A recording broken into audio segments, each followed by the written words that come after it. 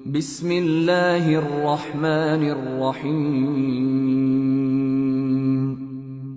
পরম করুণাময় ও অসীম দয়ালু আল্লাহর নামে শুরু।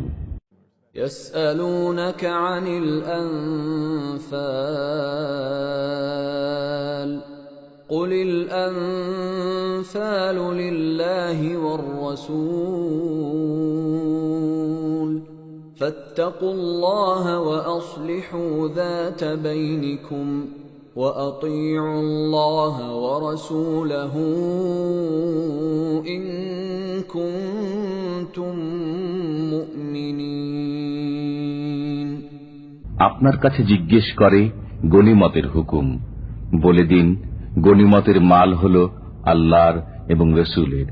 অতএব তোমরা আল্লাহকে ভয় করো এবং নিজেদের অবস্থা সংশোধন করে নাও, আর আল্লাহ এবং তার রসুলের হুকুম মান্য করো যদি ঈমানদার হয়ে থাকো।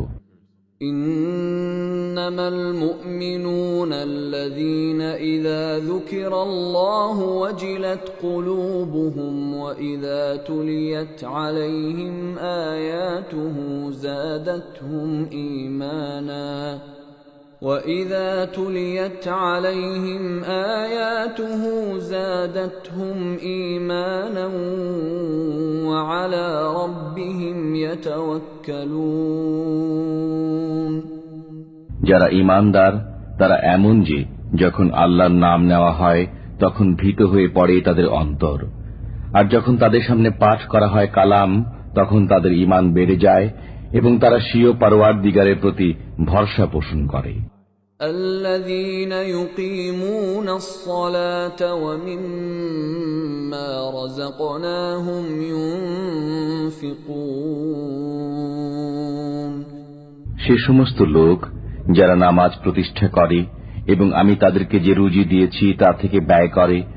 أولئك هم المؤمنون حقا لهم درجات عند ربهم ومغفرة ورزق كريم। তারাই হলো সত্যিকার ঈমানদার, তাদের জন্য রয়েছে স্বীয় পরওয়ারদিগারের নিকট মর্যাদা, ক্ষমা এবং সম্মানজনক রুজি।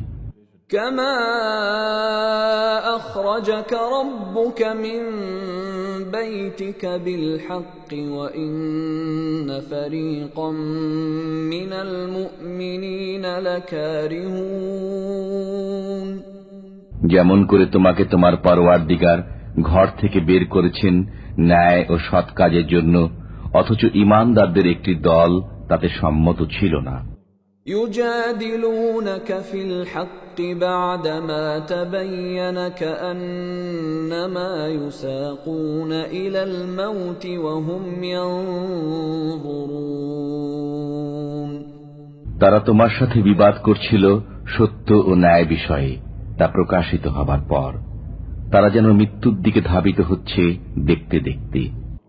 وَإِذْ يَعِدُكُمُ اللَّهُ إِحْدَى الطَّائِفَتَيْنِ أَنَّهَا لَكُمْ وَتَوَدُّونَ أَنَّ غَيْرَ ذَاتِ الشَّوْكَةِ تَكُونُ لَكُمْ وَيُرِيدُ اللَّهُ أَن يُحِقَّ الْحَقَّ بِكَلِمَاتِهِ وَيَقْطَعَ دَابِرَ الْكَافِرِينَ। আর যখন আল্লাহ দুটি দলের একটির ব্যাপারে তোমাদের সাথে ওয়াদা করেছিলেন যে সেটি তোমাদের হস্তগত হবে, আর তোমরা কামনা করেছিলে যাতে কোনো রকম কণ্টক নেই তাই তোমাদের ভাগে আসুক, অথচ আল্লাহ চাইতেন সত্যকে স্বীয় কালামের মাধ্যমে সত্যে পরিণত করতে এবং কাফিরদের মূল কর্তন করে দিতে। ليحق الحق ويبطل الباطل ولو كره المجرمون। যাতে করে সত্যকে সত্য এবং মিথ্যাকে মিথ্যা প্রতিপন্ন করে দেন যদিও পাপীরা অসন্তুষ্ট হয়। إذ تستغيثون ربكم فاستجاب لكم أني ممدكم بألف من الملائكة مردفين। তোমরা যখন ফরিয়াদ করতে আরম্ভ করেছিলে স্বীয় পরওয়ারদিগারের নিকট, তখন তিনি তোমাদের ফরিয়াদের মঞ্জুরি দান করলেন যে আমি তোমাদেরকে সাহায্য করব ধারাবাহিকভাবে আগত হাজার ফেরেশতার মাধ্যমে। وَمَا جَعَلَهُ اللَّهُ إِلَّا بُشْرَى وَلِتَطْمَئِنَّ بِهِ قُلُوبُكُمْ وَمَا النَّصْرُ إِلَّا مِنْ عِندِ اللَّهِ إِنَّ اللَّهَ عَزِيزٌ حَكِيمٌ। আর আল্লাহ তো শুধু সুসংবাদ দান করলেন যাতে তোমাদের মন আশ্বস্ত হতে পারে, আর সাহায্য আল্লাহর পক্ষ থেকে ছাড়া অন্য কারো পক্ষ থেকে হতে পারে না। নিঃসন্দেহে আল্লাহ মহাশক্তির অধিকারী, হিকমতওয়ালা। إِذْ يُغَشِّيكُمُ النُّعَاسَ أَمَنَةً مِّنْهُ وَيُنَزِّلُ عَلَيْكُم مِّنَ السَّمَاءِ مَاءً لِّيُطَهِّرَكُم بِهِ وَيُذْهِبَ عَنكُمْ رِجْزَ الشَّيْطَانِ وَلِيَرْبِطَ عَلَى قُلُوبِكُمْ وَيُثَبِّتَ بِهِ الْأَقْدَامَ। তখন তিনি আরোপ করেন তোমাদের উপর তন্দ্রাচ্ছন্নতা নিজের পক্ষ থেকে তোমাদের প্রশান্তির জন্য, এবং তোমাদের উপর আকাশ থেকে পানি অবতরণ করেন যাতে তোমাদের পবিত্র করে দেন, এবং যাতে তোমাদের থেকে অপসারিত করে দেন শয়তানের অপবিত্রতা, আর যাতে করে সুরক্ষিত করে দিতে পারেন তোমাদের অন্তরসমূহকে, এবং তাতে যেন সুদৃঢ় করে দিতে পারেন তোমাদের পাগুলো। إِذْ يُوحِي رَبُّكَ إِلَى الْمَلَائِكَةِ أَنِّي مَعَكُمْ فَثَبِّتُوا الَّذِينَ آمَنُوا سَأُلْقِي فِي قُلُوبِ الَّذِينَ كَفَرُوا الرُّعْبَ فَاضْرِبُوا فَوْقَ الْأَعْنَاقِ وَاضْرِبُوا مِنْهُمْ كُلَّ بَنَانٍ। যখন নির্দেশ দান করেন ফেরেশতাদের তোমাদের পরওয়ারদিগার যে আমি সাথে রয়েছি তোমাদের, সুতরাং তোমরা মুসলমানদের চিত্তসমূহকে ধীর স্থির করে রাখো। আমি কাফিরদের মনে ভীতির সঞ্চার করে দেব। কাজেই গর্দানের উপর আঘাত হানো এবং তাদেরকে কাটো জোড়ায় জোড়ায়। ذَلِكَ بِأَنَّهُمْ شَاقُّوا اللَّهَ وَرَسُولَهُ وَمَن يُشَاقِقِ اللَّهَ وَرَسُولَهُ فَإِنَّ اللَّهَ شَدِيدُ الْعِقَابِ। যেহেতু তারা অবাধ্য হয়েছে আল্লাহ এবং তাঁর রসুলের, সেজন্য এই নির্দেশ। বস্তুত যে লোক আল্লাহ ও রসুলের অবাধ্য হয়, নিঃসন্দেহে আল্লাহর শাস্তি অত্যন্ত কঠোর। ذَلِكُمْ فَذُوقُوهُ وَأَنَّ لِلْكَافِرِينَ عَذَابَ النَّارِ। That is yours, so taste it. আপাতত বর্তমানে শাস্তি তোমরা আস্বাদন করে নাও এবং জেনে রাখো যে কাফিরদের জন্য রয়েছে দোজখের আযাব।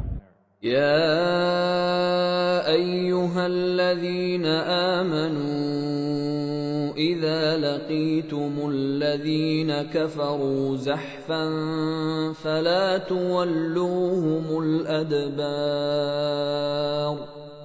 হে ঈমানদারগণ, তোমরা যখন কাফিরদের সাথে মুখোমুখি হবে তখন পশ্চাৎপসরণ করবে না।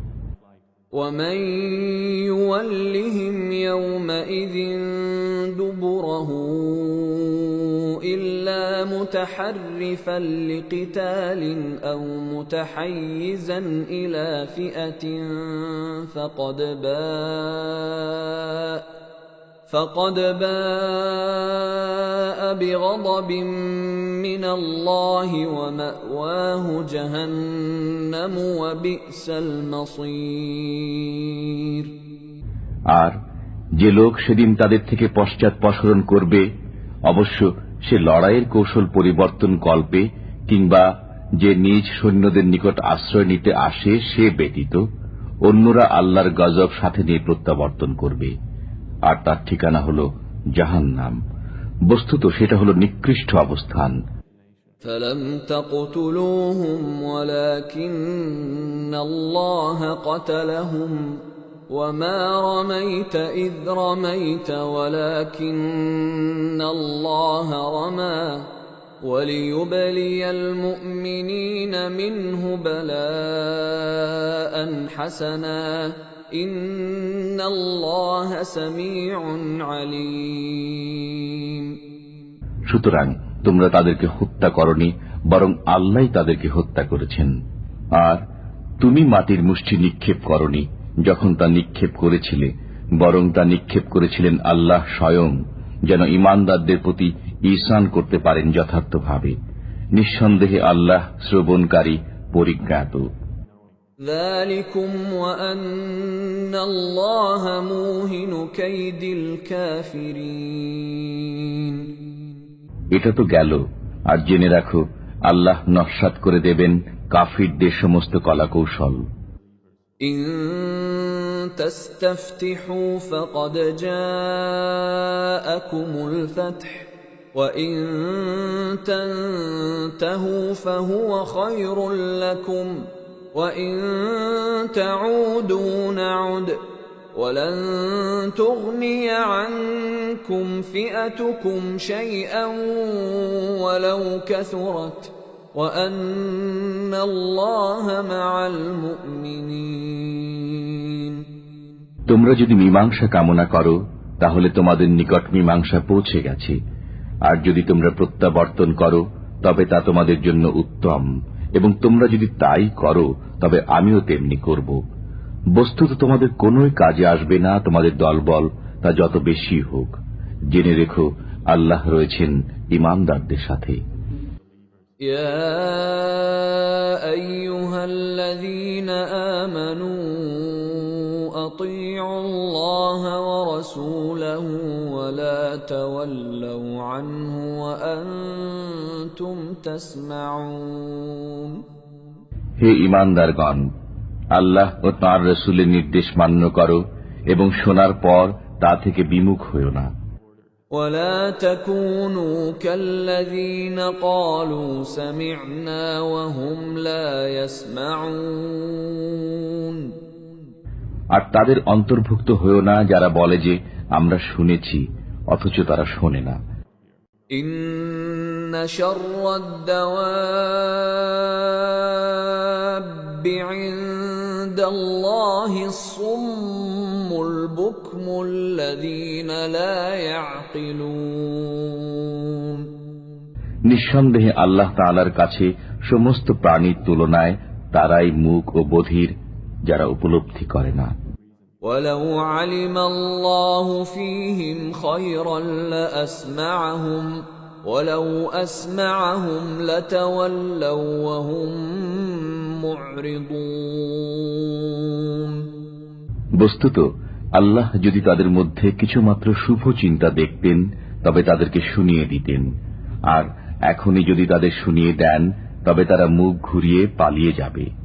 يا أيها الذين آمنوا استجيبوا لله وللرسول إذا دعاكم لما يحييكم واعلموا أن الله يحول بين المرء وقلبه وأنه إليه تحشرون. হে ঈমানদারগণ, আল্লাহ ও তার রাসূলের নির্দেশ মান্য করো যখন তোমাদের যে কাজের প্রতি আহ্বান করা হয় যাতে রয়েছে তোমাদের জীবন। জেনে রেখো আল্লাহ মানুষের এবং তার অন্তরের মাঝে অন্তরায় হয়ে যান। বস্তুত তোমরা সবাই তাঁরই নিকট সমবেত হবে। واتقوا فتنة لا تصيبن الذين ظلموا منكم خاصة واعلموا أن الله شديد العقاب. আর তোমরা এমন ফাসাদ থেকে বেঁচে থাকো যা বিশেষত তাদের উপর পতিত হবে না যারা তোমাদের মধ্যে জালিম, এবং জেনে রাখো যে আল্লাহর আযাব অত্যন্ত কঠোর। واذكروا إذ وأنتم قليل مستضعفون في الأرض تخافون أن يتخطفكم الناس فآواكم وأيدكم بنصره ورزقكم من الطيبات لعلكم تشكرون আর স্মরণ করো যখন তোমরা ছিলে অল্প, পরাজিত অবস্থায় পড়েছিলে দেশে, ভীত সন্ত্রস্ত ছিলে যে তোমাদের না অন্যেরা ছুঁ মেরে নিয়ে যায়। অতঃপর তিনি তোমাদের আশ্রয় ঠিকানা দিয়েছেন, স্বীয় সাহায্যের দ্বারা তোমাদের শক্তি দান করেছেন এবং পরিচ্ছন্ন জীবিকা দিয়েছেন যাতে তোমরা শুকরিয়া আদায় করো। يا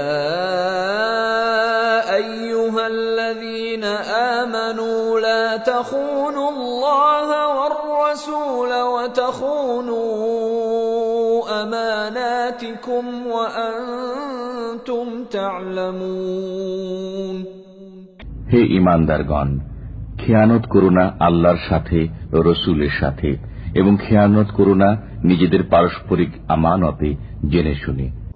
واعلموا أنما أموالكم وأولادكم فتنة وأن الله عنده أجر عظيم আর জেনে রাখো তোমাদের ধন সম্পদ ও সন্তান সন্ততি অকল্যাণের সম্মুখীনকারী, বস্তুত আল্লাহর নিকটে আছে মহা সওয়াব। يا أيها الذين آمنوا إن تتقوا الله يجعل لكم فرقانا ويكفر عنكم سيئاتكم ويغفر لكم والله ذو الفضل العظيم হে ঈমানদারগণ, তোমরা যদি আল্লাহকে ভয় করতে থাকো তবে তিনি তোমাদের মধ্যে ফয়সালা করে দেবেন এবং তোমাদের থেকে তোমাদের পাপকে সরিয়ে দেবেন এবং তোমাদের ক্ষমা করবেন। বস্তুত আল্লাহর অনুগ্রহ অত্যন্ত মহান। وَإِذْ يَمْكُرُ بِكَ الَّذِينَ كَفَرُوا لِيُثْبِتُوكَ أَوْ يَقْتُلُوكَ أَوْ يُخْرِجُوكَ وَيَمْكُرُونَ وَيَمْكُرُ اللَّهُ وَاللَّهُ خَيْرُ الْمَاكِرِينَ আর কাফিররা যখন প্রতারণা করত আপনাকে বন্দী অথবা হত্যা করার উদ্দেশ্যে কিংবা আপনাকে বের করে দেওয়ার জন্য, তখন তারা যেমন চক্রান্ত করত তেমনি আল্লাহ কৌশল করতেন। বস্তুত আল্লাহ শ্রেষ্ঠতম কৌশলী। وَإِذَا تُتْلَى عَلَيْهِمْ آيَاتُنَا قالوا قد سمعنا لو نشاء لقلنا مثل هذا إن هذا إلا أساطير الأولين আর কেউ যখন তাদের নিকট আমার আয়াতসমূহ পাঠ করে তবে বলে, আমরা শুনেছি, ইচ্ছা করলে আমরাও এমন বলতে পারি, এ তো পূর্ববর্তী ইতিকথা ছাড়া আর কিছুই নয়। وَإِذْ قَالُوا اللَّهُمَّ إِن كَانَ هَذَا هُوَ الْحَقَّ مِنْ عِندِكَ فَأَمْطِرْ عَلَيْنَا حِجَارَةً مِنَ السَّمَاءِ أَوْ ائْتِنَا بِعَذَابٍ أَلِيمٍ তাছাড়া তারা যখন বলতে আরম্ভ করে যে, ইয়া আল্লাহ, এই যদি তোমার পক্ষ থেকে আগত সত্য দিন হয়ে থাকে তবে আমাদের উপর আকাশ থেকে প্রস্তর বর্ষণ করো কিংবা আমাদের উপর বেদনাদায়ক আযাব নাজিল করো। وَمَا كَانَ اللَّهُ لِيُعَذِّبَهُمْ وَأَنْتَ فِيهِمْ وَمَا كَانَ اللَّهُ مُعَذِّبَهُمْ وَهُمْ يَسْتَغْفِرُونَ অথচ আল্লাহ কখনই তাদের উপর আযাব নাজিল করবেন না যতক্ষণ আপনি তাদের মাঝে অবস্থান করবেন। তাছাড়া তারা যতক্ষণ ক্ষমা প্রার্থনা করতে থাকবে আল্লাহ কখনো তাদের উপর আযাব দেবেন না। وما لهم ألا يعذبهم الله وهم يصدون عن المسجد الحرام وما كانوا أولياءه إن أولياؤه إلا المتقون ولكن أكثرهم لا يعلمون আর তাদের মধ্যে এমন কি বিষয় রয়েছে যার ফলে আল্লাহ তাদের উপর আযাব দান করবেন না, অথচ তারা মসজিদে হারামে যেতে বাধা দান করে, অথচ তাদের সে অধিকার নেই। এর অধিকার তো তাদেরই রয়েছে যারা পরহেজগার, কিন্তু তাদের অধিকাংশই সে বিষয়ে অবহিত নয়। وما كان صلاتهم عند البيت إلا مكاء وتصدية فذوقوا العذاب بما كنتم تكفرون আর কাবার নিকট তাদের নামাজ বলতে শীষ দেয়া আর তালি বাজানো ছাড়া অন্য কিছুই ছিল না। অতএব এবার নিজেদের কৃত কুফরির আযাবের স্বাদ গ্রহণ করো। ইন্নাল্লাযীনা কাফারু ইউনফিকুনা আমওয়ালাহুম লিয়াসুদ্দু আন সাবিলিল্লাহ فسينفقونها ثم تكون عليهم حسرة ثم يغلبون والذين كفروا إلى جهنم يحشرون নিঃসন্দেহে যেসব লোক কাফির তারা ব্যয় করে নিজেদের ধন সম্পদ যাতে করে বাধা দান করতে পারে আল্লাহর পথে। বস্তুত এখন তারা আরো ব্যয় করবে, তারপর তাই তাদের জন্য আক্ষেপের কারণ হবে এবং শেষ পর্যন্ত তারা হেরে যাবে। আর যারা কাফির তাদেরকে দোজখের দিকে তাড়িয়ে নিয়ে যাওয়া হবে। ليميز الله الخبيث من الطيب ويجعل الخبيث بعضه على بعض فيركمه جميعا فيجعله في جهنم أولئك هم الخاسرون যাতে পৃথক করে দেন আল্লাহ অপবিত্র নাপাককে পবিত্র পাক থেকে, আর যাতে একটির পর একটিকে স্থাপন করে সমবেত স্তূপে পরিণত করেন এবং পরে দোজখে নিক্ষেপ করেন, এরাই হল ক্ষতিগ্রস্ত। قل للذين كفروا إن ينتهوا يغفر لهم ما قد سلف وإن يعودوا فقد مضت سنة الأولين তুমি বলে দাও কাফিরদেরকে যে তারা যদি বিরত হয়ে যায় তবে যা কিছু ঘটে গেছে ক্ষমা হয়ে যাবে, পক্ষান্তরে আবারও যদি তাই করে তবে পূর্ববর্তীদের পথ নির্ধারিত হয়ে গেছে।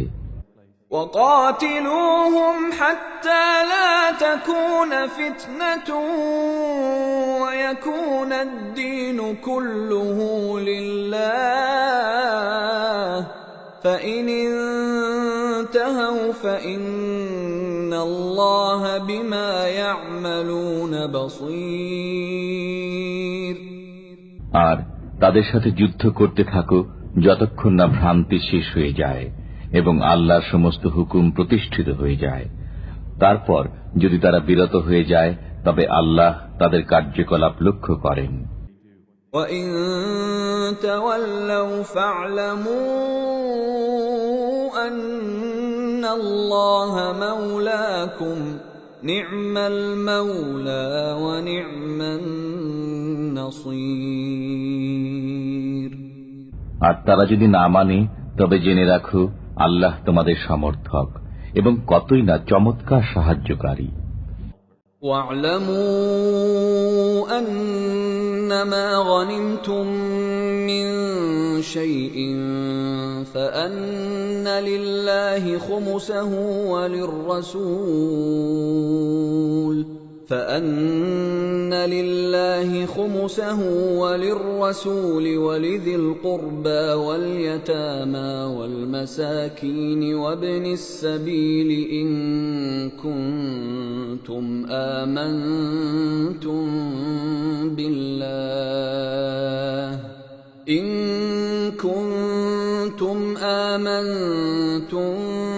بالله وما أنزلنا على عبدنا يوم الفرقان يوم التقى الجمعان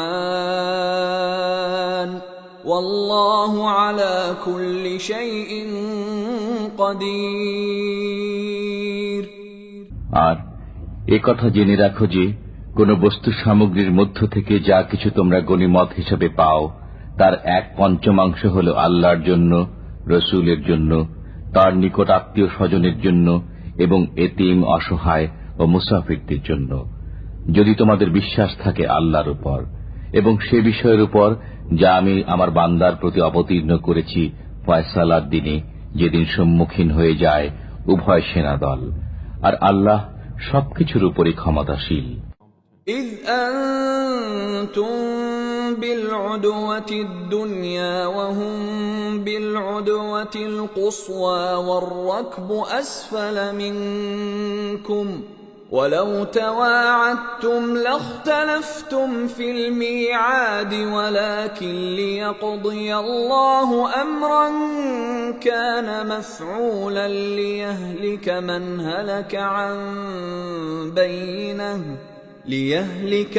هلك عن بينة ويحيى من حي عن بينة وإن الله لسميع عليم। আর যখন তোমরা ছিলে সমরাঙ্গনের এই প্রান্তে আর তারা ছিল সে প্রান্তে, অথচ কাফেলা তোমাদের থেকে নিচে নেমে গিয়েছিল, এমত অবস্থা যদি তোমরা পারস্পরিক অঙ্গীকারাবদ্ধ হতে তবে তোমরা একসঙ্গে সে ওয়াদা পালন করতে পারতে না। কিন্তু আল্লাহ তাআলা এমন এক কাজ করতে চেয়েছিলেন যা নির্ধারিত হয়ে গিয়েছিল, যাতে সেসব লোক নিহত হওয়ার ছিল প্রমাণ প্রতিষ্ঠার পর, এবং যাদের বাজার ছিল তারা বেঁচে থাকে প্রমাণ প্রতিষ্ঠার পর। আর নিশ্চিতই আল্লাহ শ্রবণকারী, বিজ্ঞ। إذ يريكهم الله في منامك قليلا ولو أراكهم كثيرا لفشلتم ولتنازعتم في الأمر ولكن الله سلم إنه عليم بذات الصدور। আল্লাহ যখন তোমাকে স্বপ্নে সেসব কাফিরের পরিমাণ অল্প করে দেখালেন, বেশি করে দেখালে তোমরা কাপুরুষতা অবলম্বন করতে এবং কাজের বেলায় বিপদ সৃষ্টি করতে, কিন্তু আল্লাহ বাঁচিয়ে দিয়েছেন। তিনি অতি উত্তম ভাবে জানেন যা কিছু অন্তরে রয়েছে। وَإِذْ يُرِيكُمُوهُمْ إِذِ الْتَقَيْتُمْ فِي أَعْيُنِكُمْ قَلِيلًا وَيُقَلِّلُكُمْ فِي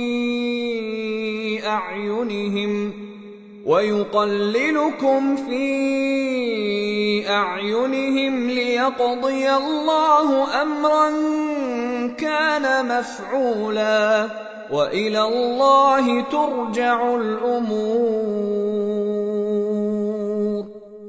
আর যখন তোমাদেরকে দেখালেন সে সৈন্যদল মোকাবেলার সময় তোমাদের চোখে অল্প, এবং তোমাদেরকে দেখালেন তাদের চোখে অল্প, যাতে আল্লাহ সে কাজ করে নিতে পারেন যা ছিল নির্ধারিত, আর সব কাজই আল্লাহর নিকট গিয়ে পৌঁছায়। ইয়া আইয়ুহাল্লাযীনা আমানু ইযা লাকীতুম ফিআতান ফাসবুতু ওয়াযকুরুল্লাহা কাসীরান লাআল্লাকুম তুফলিহুন। হে ঈমানদারগণ, তোমরা যখন কোনো বাহিনীর সাথে সংঘাতে লিপ্ত হও তখন সুদৃঢ় থাকো এবং আল্লাহকে অধিক পরিমাণে স্মরণ করো, যাতে তোমরা উদ্দেশ্যে কৃতকার্য হতে পারো। وَأَطِيعُوا اللَّهَ وَرَسُولَهُ وَلَا تَنَازَعُوا فَتَفْشَلُوا وَتَذْهَبَ رِيحُكُمْ وَاصْبِرُوا إِنَّ اللَّهَ مَعَ الصَّابِرِينَ। আর আল্লাহ তাআলার নির্দেশ মান্য করো এবং তাঁর রাসূলের। তাছাড়া তোমরা পরস্পরে বিবাদে লিপ্ত হইও না। যদি তা করো তবে তোমরা কাপুরুষ হয়ে পড়বে এবং তোমাদের প্রভাব চলে যাবে। আর তোমরা ধৈর্য ধারণ করো। নিশ্চয়ই আল্লাহ তাআলা রয়েছেন ধৈর্যশীলদের সাথে। ولا تكونوا كالذين خرجوا من ديارهم بطرا ورئاء الناس ويصدون عن سبيل الله والله بما يعملون محيط। আর তাদের মতো হয়ে যেও না যারা বেরিয়েছে নিজেদের অবস্থান থেকে গর্বিত ভাবে এবং লোকদের দেখাবার উদ্দেশ্যে, আর আল্লাহর পথে তারা বাধা দান করত। বস্তুত আল্লাহর আয়ত্তে রয়েছে সে সমস্ত বিষয় যা তারা করে। وَإِذْ زَيَّنَ لَهُمُ الشَّيْطَانُ أَعْمَالَهُمْ وَقَالَ لَا غَالِبَ لَكُمُ الْيَوْمَ مِنَ النَّاسِ وَإِنِّي جَارٌ لَكُمْ فَلَمَّا تَرَاءَتِ الْفِئَتَانِ نَكَصَ عَلَى عَقِبَيْهِ وَقَالَ إِنِّي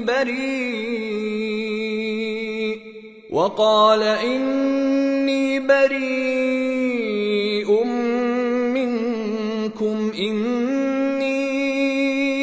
أَرَىٰ مَا لَا تَرَوْنَ إِنِّي أَخَافُ اللَّهَ وَاللَّهُ شَدِيدُ الْعِقَابِ। আর যখন সুদৃশ্য করে দিল শয়তান তাদের দৃষ্টিতে তাদের কার্যকলাপকে এবং বলল যে আজকের দিনে মানুষই তোমাদের উপর বিজয়ী হতে পারবে না, আর আমি হলাম তোমাদের সমর্থক। অতঃপর যখন সামনাসামনি হল উভয় বাহিনী, তখন সে অতি দ্রুত পায়ে পিছন দিকে পালিয়ে গেল এবং বলল, আমি তোমাদের সাথে নেই। আমি দেখছি যা তোমরা দেখছ না। আমি ভয় করি আল্লাহকে, আর আল্লাহর আযাব অত্যন্ত কঠিন। إذ يقول المنافقون والذين في قلوبهم مرض غر هؤلاء دينهم ومن يتوكل على الله فإن الله عزيز حكيم। যখন মুনাফিকরা বলতে লাগলো এবং যাদের অন্তর ব্যথিগ্রস্ত, এরা নিজেদের ধর্মের উপর গর্বিত। বস্তুত যারা ভরসা করে আল্লাহর উপর সে নিশ্চিন্ত, কেননা আল্লাহ অতি পরাক্রমশীল, সুবিজ্ঞ। وَلَوْ تَرَى إِذْ يَتَوَفَّى الَّذِينَ كَفَرُوا الْمَلَائِكَةُ يَضْرِبُونَ وُجُوهَهُمْ وَأَدْبَارَهُمْ وَذُوقُوا عَذَابَ الْحَرِيقِ। আর যদি তুমি দেখো যখন ফেরেশতারা কাফিরদের জান কবজ করে, প্রহার করে তাদের মুখে এবং তাদের পশ্চাৎ দেশে, আর বলে জ্বলন্ত আযাবের স্বাদ গ্রহণ করো। ذَلِكَ بِمَا قَدَّمَتْ أَيْدِيكُمْ وَأَنَّ اللَّهَ لَيْسَ بِظَلَّامٍ لِّلْعَبِيدِ। এই হলো সেসবের বিনিময় যা তোমরা তোমাদের পূর্বে পাঠিয়েছ নিজের হাতে। বস্তুত এটি এজন্য যে আল্লাহ বান্দার উপর জুলুম করেন না। كَدَأْبِ آلِ فِرْعَوْنَ وَالَّذِينَ مِن قَبْلِهِمْ كَفَرُوا بِآيَاتِ اللَّهِ فَأَخَذَهُمُ اللَّهُ بِذُنُوبِهِمْ إِنَّ اللَّهَ قَوِيٌّ شَدِيدُ الْعِقَابِ। যেমন রীতি রয়েছে ফিরআউনের অনুসারীদের এবং তাদের পূর্বে যারা ছিল তাদের ব্যাপারে যে এরা আল্লাহর নির্দেশের প্রতি অস্বীকৃতি জ্ঞাপন করেছে এবং সেজন্য আল্লাহ তাআলা তাদের পাকড়াও করেছেন তাদেরই পাপের দরুন। নিঃসন্দেহে আল্লাহ তাআলা মহাশক্তিশালী, কঠিন শাস্তিদাতা। ذَلِكَ بِأَنَّ اللَّهَ لَمْ يَكُ مُغَيِّرًا نِّعْمَةً أَنْعَمَهَا عَلَى قَوْمٍ حَتَّى يُغَيِّرُوا حتى يغيروا ما بأنفسهم وأن الله سميع عليم তার কারণ এই যে আল্লাহ কখনো পরিবর্তন করেন না সেসব নিয়ামত যা তিনি কোন জাতিকে দান করেছিলেন, যতক্ষণ না সে জাতি নিজেই পরিবর্তিত করে দেয় নিজের জন্য নির্ধারিত বিষয়। বস্তুত আল্লাহ শ্রবণকারী, মহাজ্ঞানী। كدأب آل فرعون والذين من قبلهم كذبوا بآيات ربهم فأهلكناهم بذنوبهم وأغرقنا آل فرعون وكل كانوا ظالمين যেমন ছিল রীতি ফিরআউনের বংশধর এবং যারা তাদের পূর্বে ছিল, তারা মিথ্যা প্রতিপন্ন করেছিল স্বীয় পালনকর্তার নিদর্শনসমূহকে। অতঃপর আমি তাদেরকে ধ্বংস করে দিয়েছি তাদের পাপের দরুন এবং ডুবিয়ে মেরেছি ফিরআউনের বংশধরদের। বস্তুত এরা ছিল সবাই জালিম। ইন্না শাররাদ দাওয়াবি ইনদাল্লাহিল্লাযীনা কাফারু ফাহুম লা ইউমিনুন। সমস্ত জীবের মাঝে আল্লাহর নিকট তারাই সবচেয়ে নিকৃষ্ট, যারা অস্বীকারী হয়েছে অতঃপর আর ঈমান আনেনি। الذين عاهدت منهم ثم ينقضون عهدهم في كل مرة وهم لا يتقون যাদের সাথে তুমি চুক্তি করেছো তাদের মধ্য থেকে অতঃপর প্রতিবার তারা নিজেদের কৃত চুক্তি লঙ্ঘন করে এবং তারা ভয় করে না।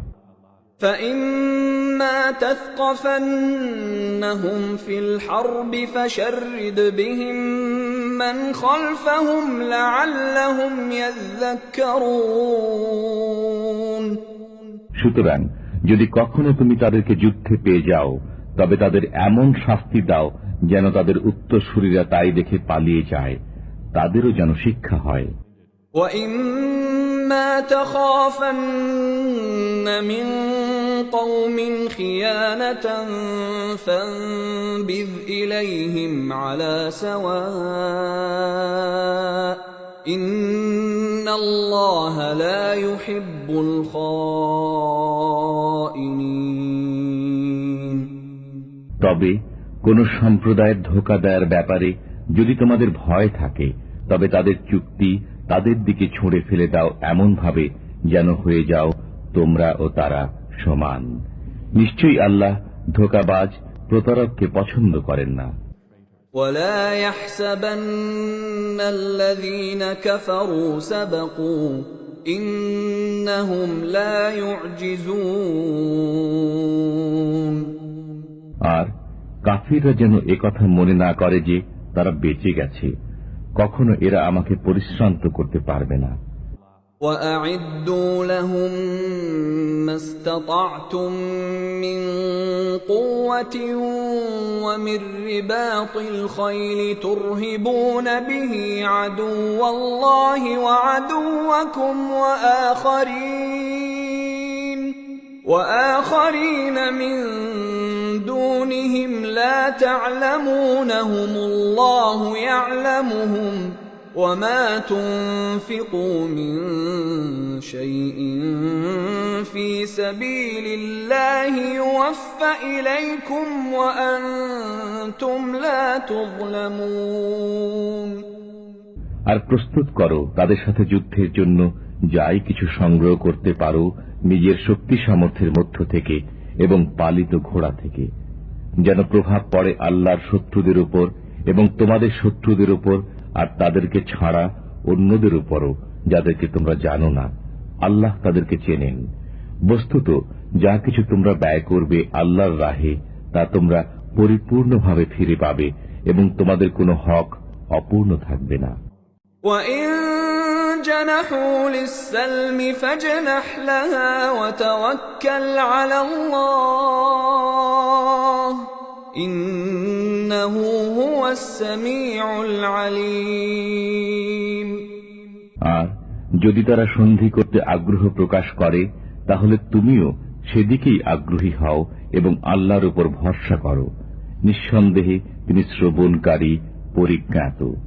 وَإِن يُرِيدُوا أَن يَخْدَعُوكَ فَإِنَّ حَسْبَكَ اللَّهُ هُوَ الَّذِي أَيَّدَكَ بِنَصْرِهِ وَبِالْمُؤْمِنِينَ। পক্ষান্তরে তারা যদি তোমাকে প্রতারণা করতে চায় তবে তোমার জন্য আল্লাহই যথেষ্ট।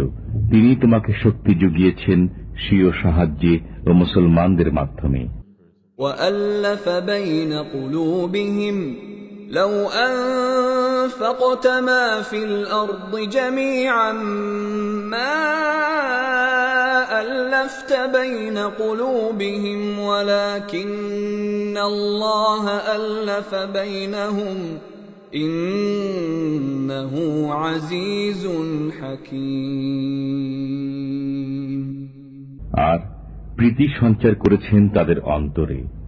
যদি তুমি সেসব কিছু ব্যয় করে ফেলতে যা কিছু জমিনের বুকে রয়েছে, তাদের মনে প্রীতি সঞ্চার করতে পারতে না, কিন্তু আল্লাহ তাদের মনে প্রীতি সঞ্চার করেছেন। নিঃসন্দেহে তিনি পরাক্রমশালী, সুকৌশলী। ইয়া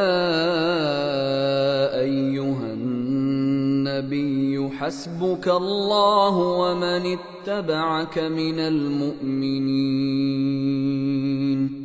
হে নবী, আপনার জন্য এবং যেসব মুসলমান আপনার সাথে রয়েছে তাদের সবার জন্য আল্লাহ যথেষ্ট। ইয়া আইয়ুহান নাবিয়্যু হাররিদিল মুমিনিনা আলাল কিতাল ইয়াকুম মিনকুম 20 সাবিরুন ইয়াগলিবু মিআতাইন وَإِن يَكُن مِّنكُم مِّائَةٌ يَغْلِبُوا أَلْفًا مِّنَ الَّذِينَ كَفَرُوا بِأَنَّهُمْ قَوْمٌ لَّا يَفْقَهُونَ। হে নবী, আপনি মুসলমানদের উৎসাহিত করুন জিহাদের জন্য।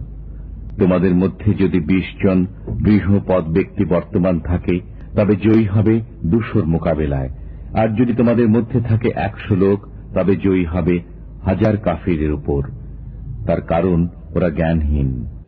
الآن خفف الله عنكم وعلم أن فيكم ضعفا فإن يكن منكم 100 صابرة يغلبوا 200 وإن يكن منكم 1000 يغلبوا 2000 بإذن الله والله مع الصابرين।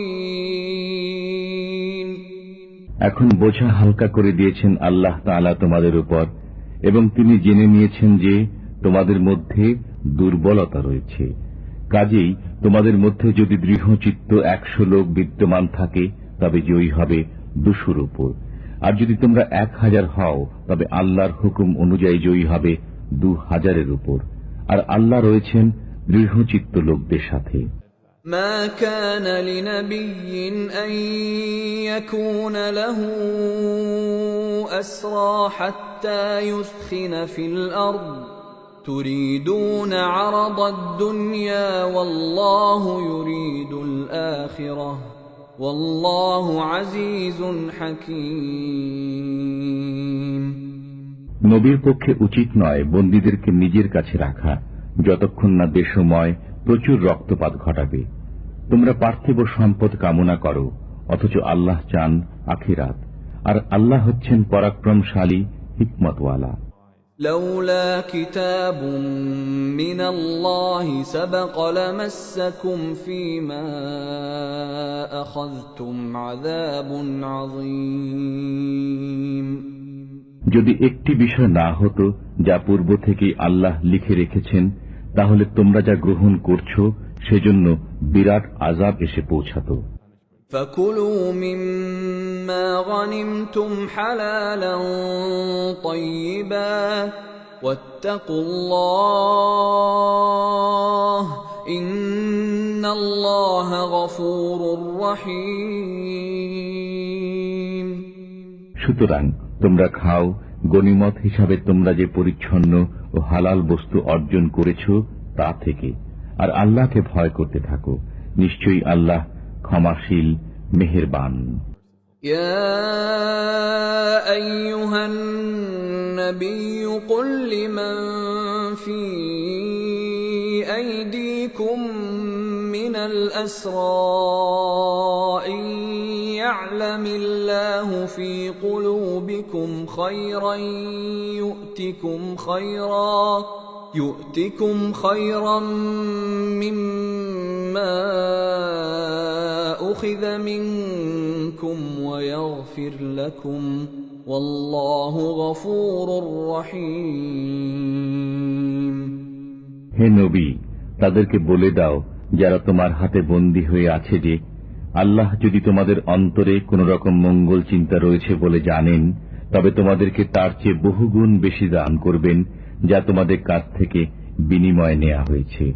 তাছাড়া তোমাদেরকে তিনি ক্ষমা করে দেবেন, বস্তুত আল্লাহ ক্ষমাশীল করুণাময়। وَإِن يُرِيدُوا خِيَانَتَكَ فَقَدْ خَانُوا اللَّهَ مِن قَبْلُ فَأَمْكَنَ مِنْهُمْ وَاللَّهُ عَلِيمٌ حَكِيمٌ। আর যদি তারা তোমার সাথে প্রতারণা করতে চায়, বস্তুত তারা আল্লাহর সাথেও ইতিপূর্বে প্রতারণা করেছে, অতঃপর তিনি তাদেরকে ধরিয়ে দিয়েছেন, আর আল্লাহ সর্ববিষয়ে পরিজ্ঞাত সুকৌশলী। إن الذين آمنوا وهاجروا وجاهدوا بأموالهم وأنفسهم في سبيل الله والذين آووا ونصروا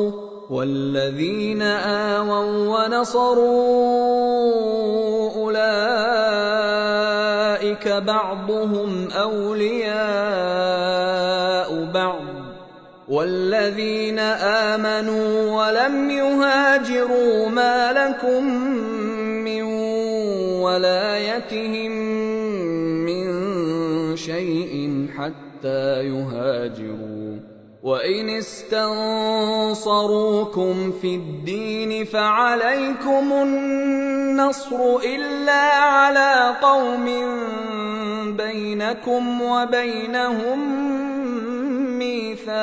ميثاق والله بما تعملون بصير। এতে কোনো সন্দেহ নেই যে যারা ঈমান এনেছে, দেশ ত্যাগ করেছে, স্বীয় জান ও মাল দ্বারা আল্লাহর রাহে জিহাদ করেছে এবং যারা তাদেরকে আশ্রয় ও সাহায্য সহায়তা দিয়েছে, তারা একে অপরের সহায়ক। আর যারা ঈমান এনেছে কিন্তু দেশ ত্যাগ করেনি, তাদের বন্ধুত্বে তোমাদের প্রয়োজন নেই যতক্ষণ না তারা দেশ ত্যাগ করে। অবশ্য যদি তারা ধর্মীয় ব্যাপারে তোমাদের সহায়তা কামনা করে, তবে তাদের সাহায্য করা তোমাদের কর্তব্য, কিন্তু তোমাদের সাথে যাদের সহযোগী চুক্তি বিদ্যমান রয়েছে তাদের মোকাবেলায় নয়। বস্তুত তোমরা যা কিছু করো আল্লাহ সেসবই দেখেন।